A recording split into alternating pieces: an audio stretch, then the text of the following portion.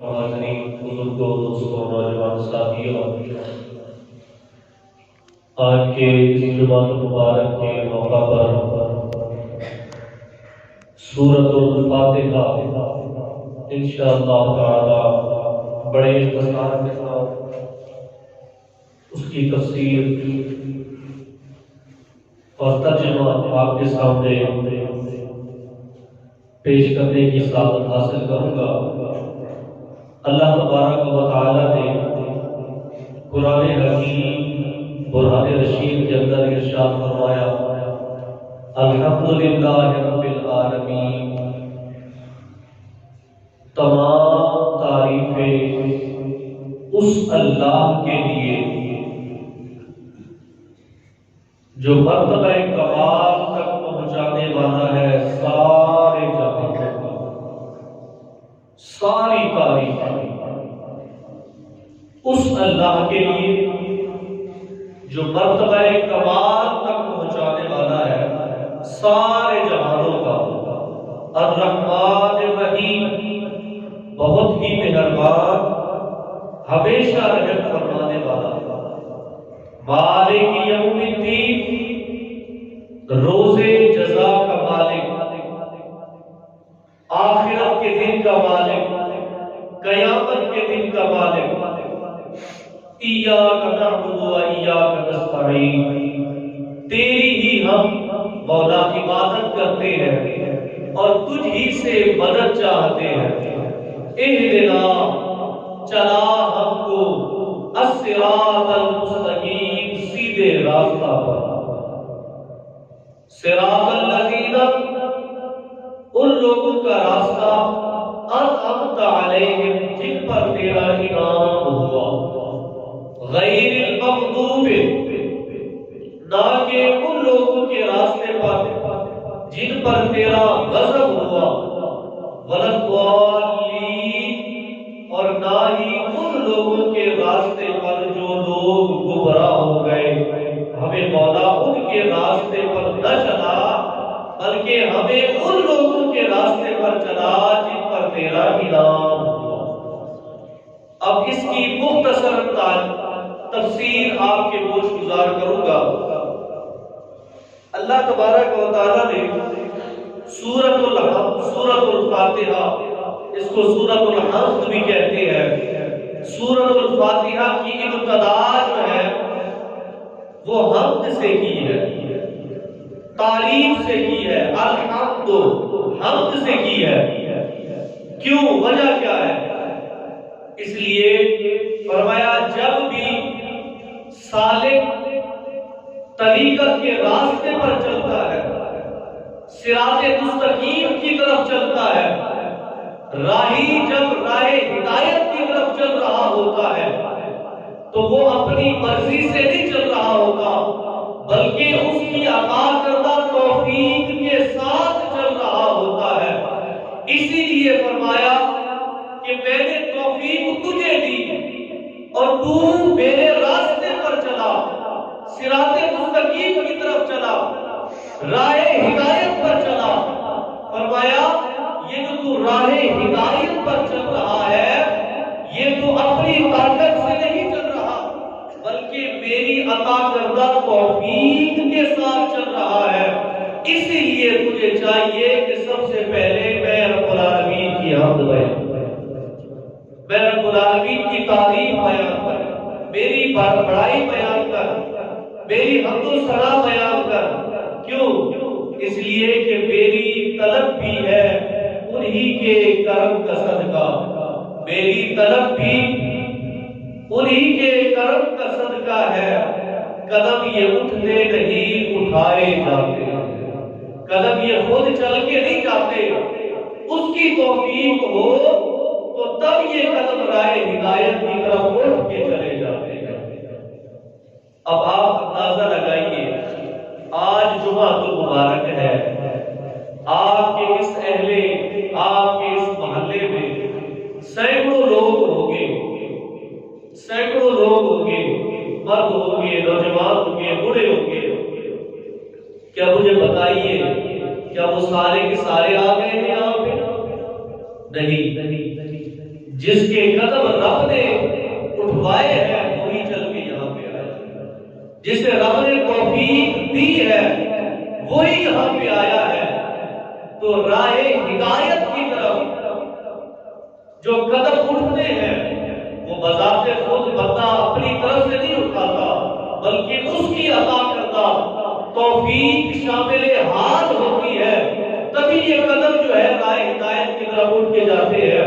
اسی لیے فرمایا ہے بندے جب تو راہ ہدایت کی طرف جا رہا ہو تو سب سے پہلے میں رب العالمین کی حمد بیان کر، جب تو میری حمد بیان کرے گا تو اس راستے پر چلنا تیرے لیے اور زیادہ آسان ہوگا۔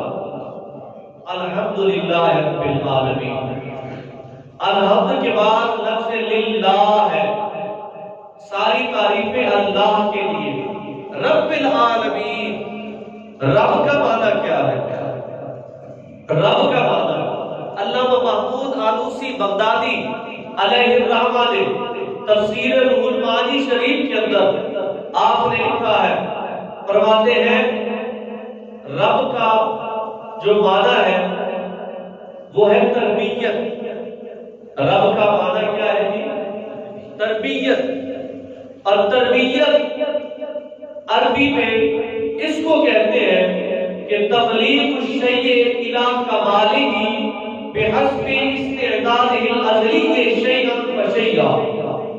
فرماتے ہیں کہ تربیت کا معنی یہ ہے کہ کسی چیز کو اس کی ازلی استعداد و فطری صلاحیت کے مطابق آہستہ آہستہ مرتبہ کمال تک پہنچا۔ کسی چیز کو اس کی ازلی استعداد و صلاحیت کے مطابق آہستہ آہستہ آہستہ مرتبہ کمال تک پہنچانا، اس کو تربیت کہتے ہیں۔ اس کو کیا کہتے ہیں؟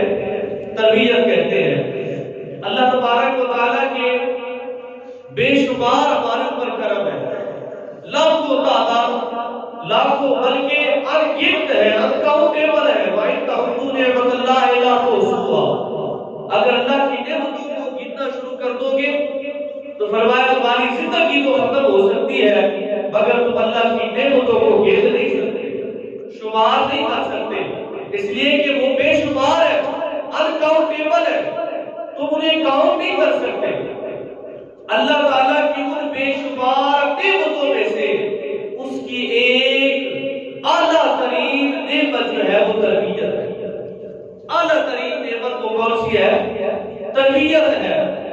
اللہ تبارک و تعالیٰ کی اعلیٰ ترین نعمتوں میں سے تربیت ہے۔ اسی لیے حمد کے فوراً بعد الحمدللہ رب العالمین، حمد کے فوراً بعد اللہ تبارک و تعالیٰ نے اپنی تربیت کا ذکر کیا کہ میں کیسے بندے کی تربیت کرتا ہوں، میں کیسے بندے کی تربیت کرتا ہوں، کیونکہ اسی نے ہی ہم کمزور تھے، ہم بچے تھے، ہم چل نہیں سکتے تھے، ہم ماں کے پیٹ میں تھے، ہم باہر نہیں نکل سکتے تھے، اسی نے ہمیں طاقت دی۔ ہم بچے تھے، چل نہیں سکتے تھے، ہمارے بازو میں ہمت نہیں تھی، ہمارے پاؤں میں سکت نہیں تھی، لڑکھڑا جاتے تھے، اٹھتے تھے، گر پڑتے تھے۔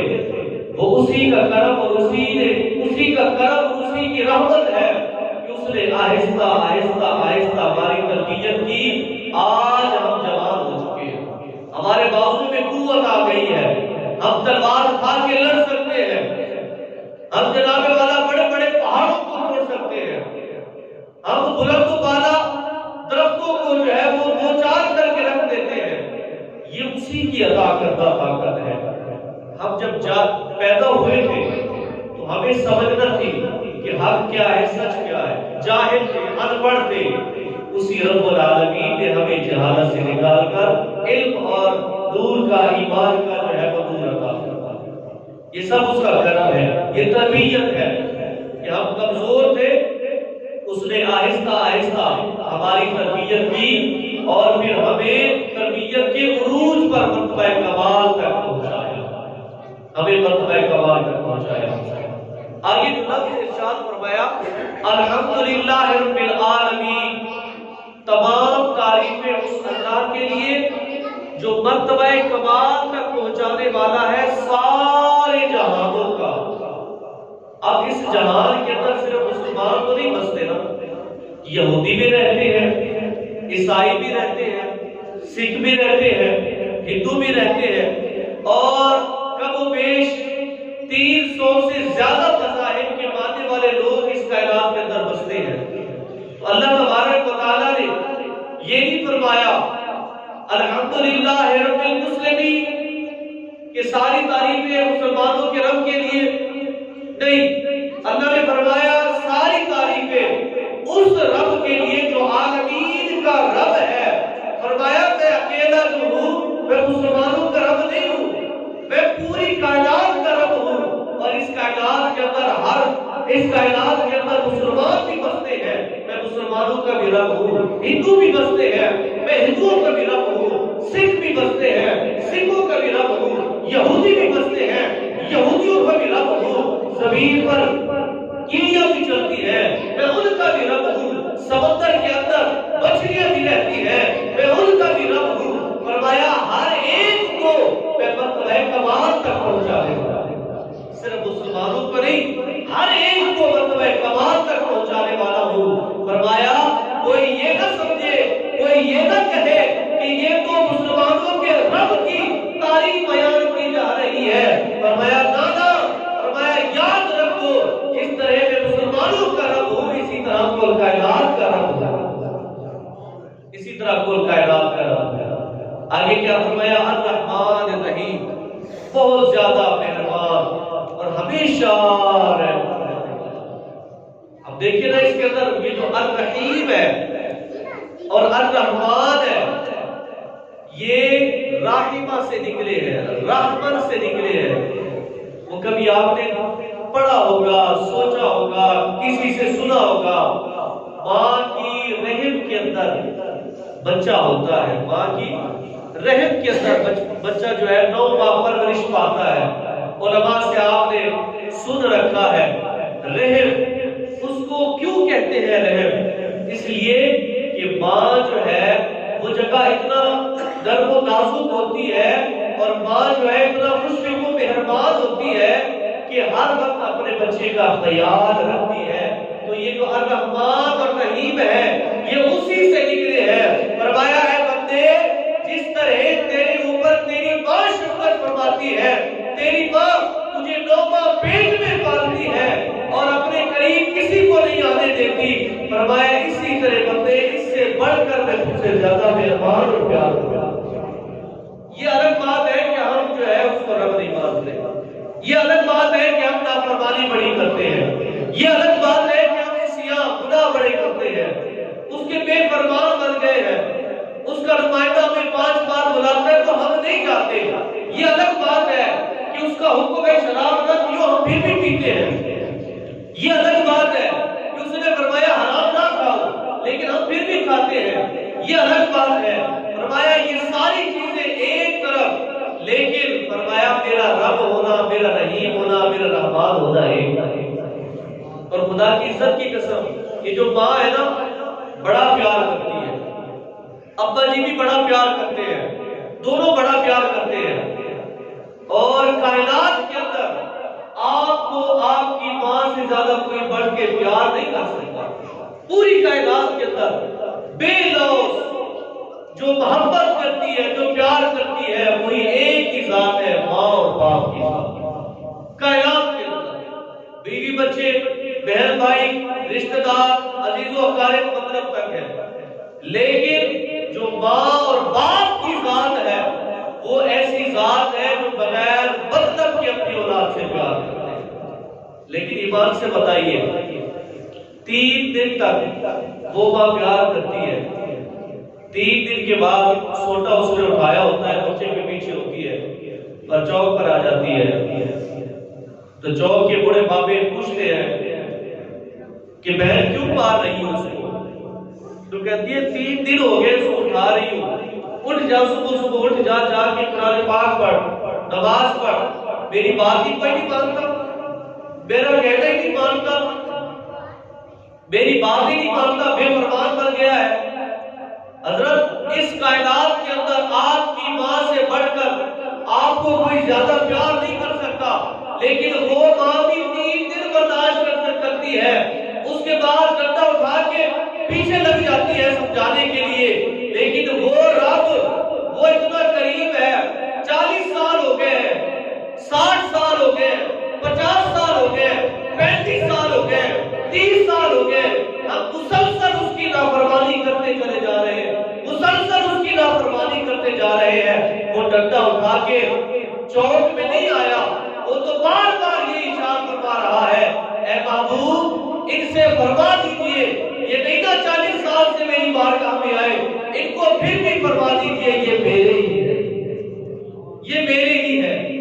حدیث پاک کے اندر آتا ہے آقا کریم صلی اللہ تعالیٰ علیہ وآلہ وسلم نے ارشاد فرمایا، حضور علیہ السلام بلکہ تشریف فرما تھے، آپ نے نماز پڑھی، دعا کے لیے ہاتھ اٹھائے تو آقا کریم کی آنکھوں سے آنسو جاری ہو گئے، حضور رونے لگ گئے۔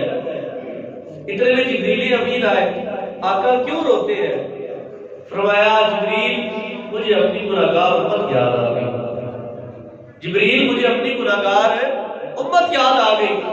جبریل امین اللہ کی بارگاہ میں حاضر ہوتے ہیں، محبوب یا رب العالمین تیرا محبوب تو اپنی گناہگار امت کی وجہ سے رو رہا ہے۔ فرمایا جبریل جا کے میرے محبوب کو خوشخبری سنا دو، اے محبوب اللہ یہ خوشخبری دے رہا ہے آپ کا جو امتی مرنے سے 1 سال پہلے توبہ کرے گا میں رب اتنا قریب ہوں اس کی توبہ قبول کروا۔ جبریل امین آئے حضور کی خدمت میں، یا رسول اللہ اللہ تبارک و تعالی یہ خوشخبری سنا ہے۔ حضور نے فرمایا جبریل 1 سال 365 دن بہت لمبا عرصہ ہے، ہو سکتا ہے میرا امتی اللہ کی بارگاہ میں توبہ نہ کر سکے، دنیا کی رنگینیوں میں بھٹک جائے، شیطان کے بہکاوے میں آ جائے، وسوسوں میں آ جائے، اللہ کی بارگاہ میں وہ سجدہ ریز نہ ہو سکے، اپنے گناہوں کی بخشش نہ مانگ سکے، یہ تو بہت لمبا عرصہ ہے، پھر کیا بنے گا؟ جبریل امین پھر گئے رب کی بارگاہ میں، یا رسول اللہ یا رب العالمین تیرا محبوب تو یہ عرض کر رہا ہے۔ فرمایا جا کے میرے محبوب کو خوشخبری سنا دو، اے میرے محبوب آپ کا جو امتی مرنے سے 1 مہینہ پہلے میں رب العالمین کی بارگاہ میں توبہ کرے گا میں رب توبہ قبول کروں گا۔ جبریل امین اللہ تبارک تعالیٰ کی بارگاہ سے پیغام لے کے حضور کی خدمت میں حاضر ہوئے، رب کا پیغام سنایا، میرے حضور نے فرمایا نہیں یہ بھی لمبا عرصہ۔ ادھر سے کرم کی انتہا دیکھیے، ادھر سے دینے کی انتہا دیکھیے اور ادھر سے لینے کی انتہا دیکھیے، ادھر سے بھی کرم کی انتہا دیکھیے ادھر سے مانگنے کی انتہا دیکھیے۔ آقا کریم علیہ السلام نے فرمایا جبریل یہ بھی لمبا عرصہ ہے، ہو سکتا ہے میرا امتی میرا غلام رب کی بارگاہ میں توبہ نہ کر سکے۔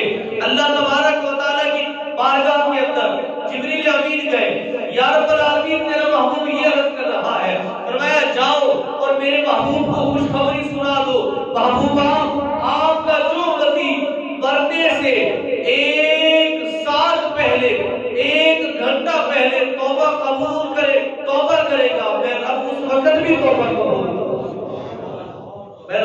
بھی توبہ قبول فرما دوں۔ پھر آئے رب کا پیغام سنایا، میرے محبوب نے فرمایا یہ بھی لمبا عرصہ، یہ بھی لمبا عرصہ، مولا اور کرم فرما، مولا اور کرم فرما، مولا میرے گناہگار امتیوں پر اور کرم فرما۔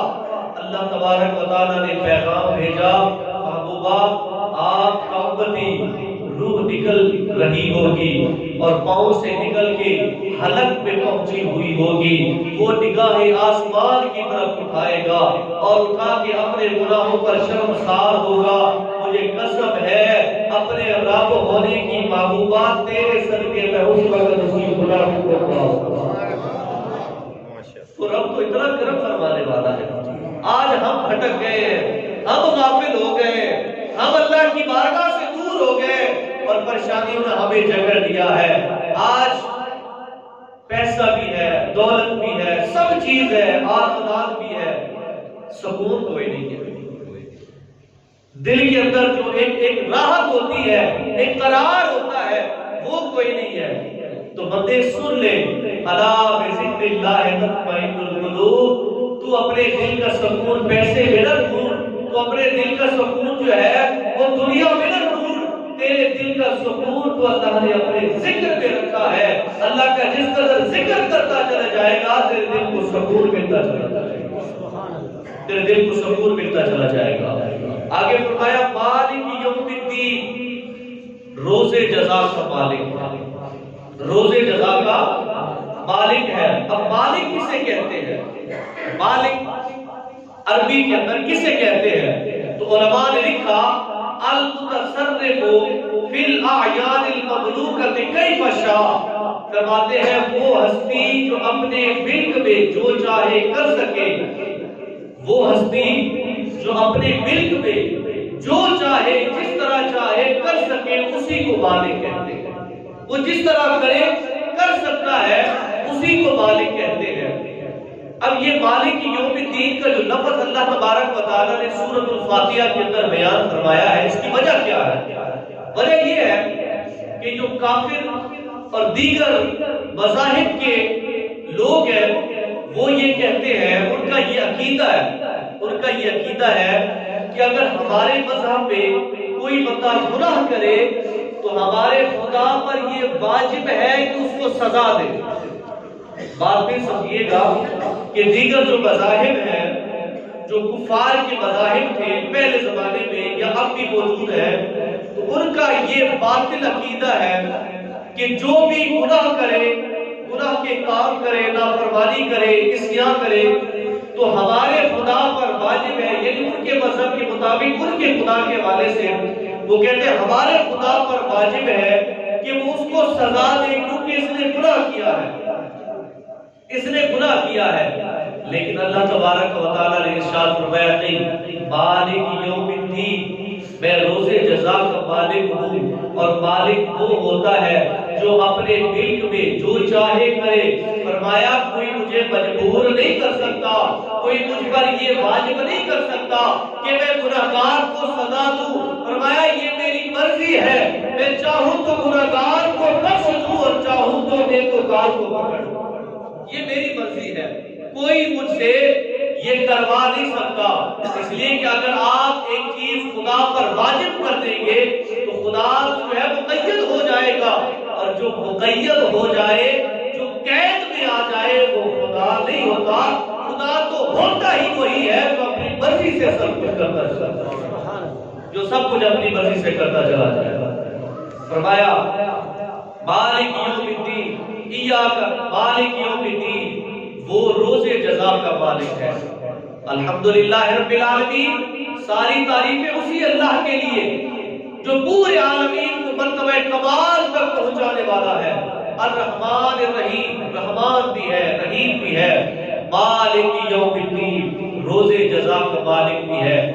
علماء کرام فرماتے ہیں کہ اللہ تبارک و تعالیٰ نے یہ مالک یوم الدین کی یہ جو آیت ہے، یہ جو لفظ ہے، یہ کیوں بیان فرمایا؟ وجہ کیا ہے، مقصد کیا ہے، حکمت کیا ہے؟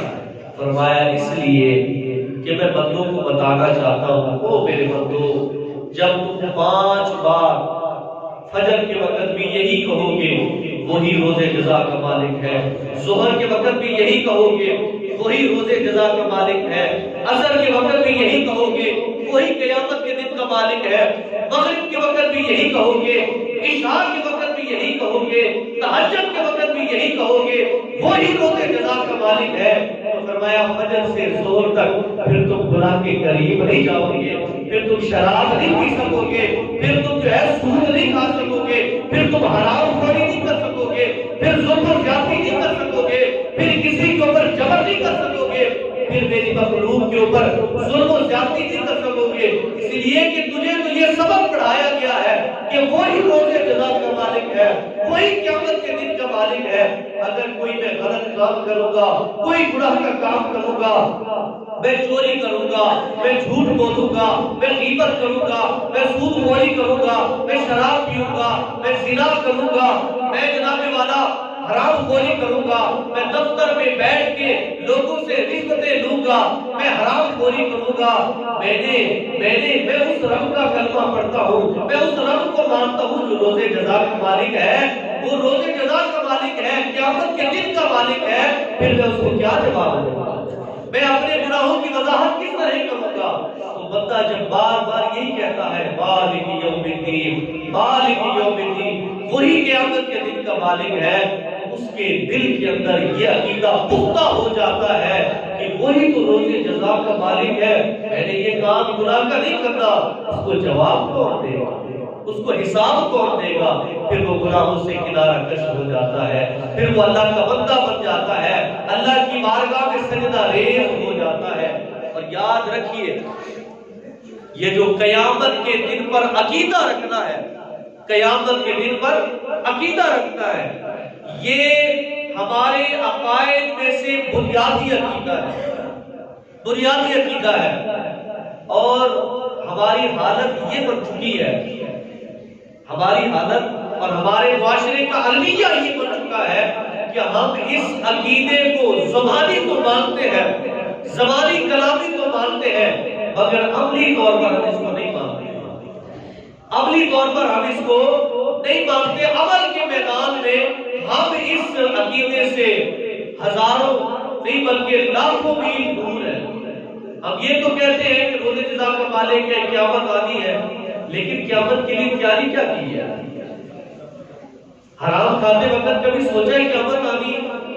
سود کھاتے وقت کبھی یہ سوچا ہے قیامت آنی ہے؟ ادھر رب کا نمائندہ 5 بار بلاتا ہے حی علی الصلاۃ، حی علی الصلاۃ، حی علی الفلاح، حی علی الفلاح، گپوں میں وقت گزار دیتے ہیں، اولاد کے درمیان بیٹھ کے وقت گزار دیتے ہیں۔ کبھی سوچا ہے کہ قیامت بھی آنی ہے، قبر بھی آنی ہے، وہاں پر رب کو کیا جواب دینا ہے؟ وہاں پر رب کو کیا جواب دینا ہے؟ کیا تُو نے حضور علیہ السلام کی حدیثیں نہیں سنی؟ رب کا قرآن نہیں سنا؟ جو بار بار یہی کہتا ہے، اور قیامت کے حوالے سے ایک نہیں بلکہ سینکڑوں آیات ایسی ہیں جن کے اندر قیامت کا ذکر ہے۔ نہ ہم نے قرآن پڑھا، نہ قرآن کے نیڑے گئے، نہ قرآن کو سمجھا، نہ ہمیں پتہ چلا کہ قیامت بھی آنی ہے کہ نہیں آنی۔ آج ہم دنیا میں اس طرح بس الگ ہو چکے ہیں کہ ہم نے رب کو بھلا دیا، قبر کو بھلا دیا، حشر کو بھلا دیا، قیامت کے دن کو بھلا دیا۔ کاش کہ کبھی آپ نے قرآن پڑھا ہوتا، سورۃ الواقعہ پڑھی ہوتی، سورۃ القیامہ پڑھی ہوتی، سورۃ القاریہ پڑھی ہوتی، سورۃ الزلزال پڑھی ہوتی، رب کا قرآن پڑھا ہوتا تو آپ کو پتہ چلتا کہ قیامت کی ہولناکیاں کس قدر زیادہ ہے، جہنم کا عذاب کس قدر زیادہ ہے، قبر کا عذاب کس قدر زیادہ ہے۔ کبھی آپ نے آقا کریم کی حدیثیں پڑھی ہوتی، تب آپ کو پتہ چلتا کہ قیامت کا منظر کتنا ہے، قیامت کی نشانیاں کس قدر ہے۔ خدا را دنیا کے اندر رہتے ہوئے دنیا کے نہ بن جاؤ، دنیا کے اندر رہتے ہوئے مصطفیٰ کے بن جاؤ، خدا کے بن جاؤ، مصطفیٰ کے بن جاؤ، خدا کے بن جاؤ۔ ایاک نعبد و ایاک نستعین، تیری ہی ہم عبادت کرتے ہیں اور تجھ ہی سے مدد چاہتے ہیں، تیری ہی ہم عبادت کرتے ہیں اور تجھ ہی سے مدد چاہتے ہیں۔ ہم کس کی عبادت کرتے ہیں؟ بولیے سارے، کس کی عبادت کرتے ہیں؟ اللہ تبارک و تعالیٰ کی عبادت کرتے ہیں، اور مدد کس سے مانگتے ہیں؟ اللہ تبارک و تعالیٰ کی، اللہ تبارک و تعالیٰ سے مدد مانگتے ہیں۔ اب عبادت کیا ہے؟ عبادت کس کو کہتے ہیں؟ آئیے علماء کرام نے جو معنی کیا ہے، جو عرب والوں نے، جو اہل لغت نے معنی کیا ہے، وہی معنی آپ کے سامنے پیش کرتا ہوں۔ تمام مفسرین کرام نے لکھا ہے کہ عبادت کہتے ہیں اقصی غایت الخضوع والتذلل، فرماتے ہیں آخری درجے کی جو عاجزی اور آخری درجے کی جو انکساری ہے، اسی کو عبادت کہتے ہیں۔ آخری درجے کی عاجزی اور آخری درجے کی جو انکساری ہے، اسی کو عبادت کہتے ہیں۔ اور علماء کرام نے لکھا ہے کہ یہ جو سجدہ ہے، یہ ایک ایسی عبادت ہے کہ اس کے اندر انتہا درجے کی انکساری اور انتہا درجے کی عاجزی ہے۔ سجدہ، سجدے کی کیفیت کے اندر ہم انتہا درجے کی انکساری اور انتہا درجے کی عاجزی کے اندر حالت میں موجود ہوتے ہیں. فرماتے ہیں یہ سجدہ جو ہے یہ کیا ہے؟ عبادت ہے. وقت مکمل ہو چکا ہے. انشاءاللہ تعالیٰ اگلے جمعہ اس سے آگے ہم ایاک نعبد و ایاک نستعین سے ہم شروع کریں گے.